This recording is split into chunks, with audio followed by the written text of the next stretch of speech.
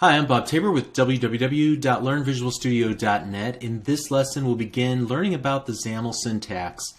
Honestly, it's pretty easy to figure out the absolute basics of XAML just by looking at it. I mean, I can imagine that whatever you saw in the previous lesson, you were able to at least figure out the correlation between the tags, the properties, and what you saw in the Visual Designer, right? Well, what I want to accomplish is to talk about some of its features and functions that may not be so obvious at first glance. So we're going to take a couple of passes at this in short videos that, when combined together, will give us a pretty thorough understanding of XAML and how it all works. In this first lesson, we're going to talk about the purpose and the nature of XAML, especially in comparison to C#. Then in the next few lessons, we're going to talk about the special features of XAML. Little hidden features of the language that, again, may not be obvious when you first start looking at it.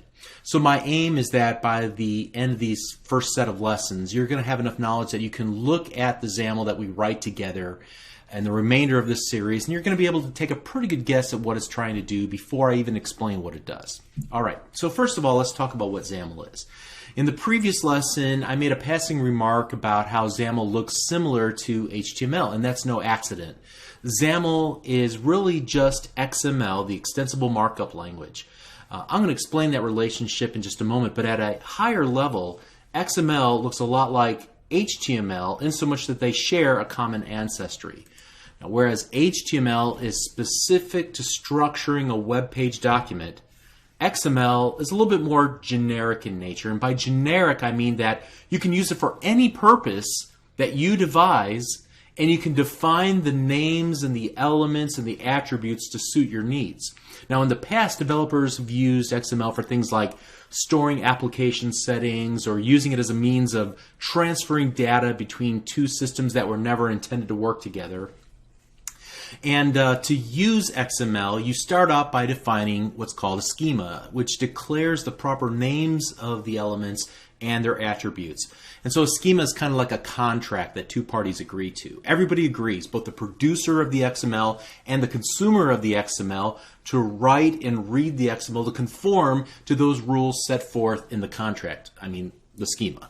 And now that they both agree that they're working in the same rules and the same contract, they can communicate with each other. So a schema is a really important part of XML. And just keep that in mind, because we're going to come back to that in just a moment. Now, XAML is a special usage of XML. Now, obviously, we see, at least in this case, XAML has something to do with defining a user interface for our application. So in that regard, it feels a lot like HTML, but there's a big difference. XAML is actually used to create instances of classes and set values of their properties. So for example, in the previous lesson, we created a little Hello World application. I kind of expanded on that here just to give it a little more design. I added a button, and notice that I put all the attributes on separate lines, so now we can see hopefully the definition a little bit better. Let me actually make a little more room here. We're going to rely less and less on the Visual Designer. In fact, we may even start getting rid of it completely. But you can see here that I've created a red button called Click Me, and there's also a message text block that will appear below it. So it's very much like what we did before. I just started over from scratch. And what I want to do is, well, first of all, let's go ahead and take a look at the code behind, and we'll set the text block equal to what is XAML, the topic of this lesson, whenever you click the button. So let's run the application briefly, just to show that there's nothing up my sleeve. And we click it, and we get the result. Great. Okay, so now what I want to do, just to demonstrate how XAML works, is to actually comment out this button control. And I'll use the syntax that you would use if you're familiar with HTML and how to comment out things. It's just this open bracket, exclamation mark, dash, dash, to start the commented section. And then to end the commented section, you just do dash, dash, closing angle bracket, like so. And you can see that in Visual Studio's code editor that it appears green by default. Okay, so now that we've gotten rid of it, what I'm going to do is actually come back over here. Well, actually, a couple of things. I already gave this a name, but by default, whenever you create a new project, the grid does not have a name. I gave it the name layout grid because that is indicative of what it's actually doing for us. And then the other thing that I want to do is whenever the page loads, so I'm going to go find the loaded event. I'm going to create a new event handler called page loaded. I'm going to use the F12 key on my keyboard to pop that open in the code behind. And so now I want to write code that will execute whenever the page has loaded into memory. And this is going to take me a little bit, and hopefully you'll see why, and it'll prove what I'm trying to explain here. So I might even just kind of start this out and then fast forward near the end of this typing exercise. I don't recommend that you do this.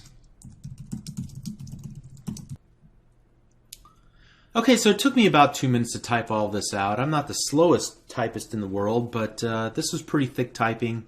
IntelliSense helped a lot. I made a few mistakes along the way. But the point of this is if we actually run the application, I want to show you what it does.